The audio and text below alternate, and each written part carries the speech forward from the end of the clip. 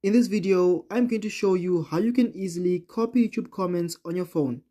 So without wasting much time, let's get started with the video.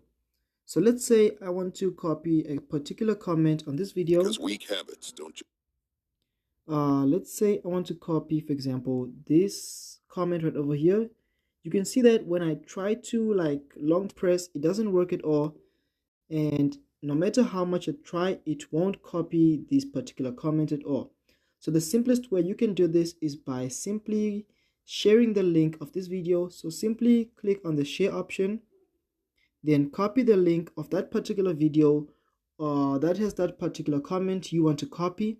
So once you've copied the comment, or rather the link of that particular video, exit YouTube and then go over to your Chrome browser or whatever browser you're using, and then simply paste it in there and then search. As you can see, this is the video that is the comment I want to copy. Now I can simply go over to the comment section, and then this is the video I want to, or rather this is the comment I want to copy. Now if I long press, I'll be able to copy this comment. So I'll be able to long press and then copy that particular comment. So as you can see, I've copied that comment, and to make sure, or to show you that it actually works, let me then copy that comment on my notepad just to show you that it actually works.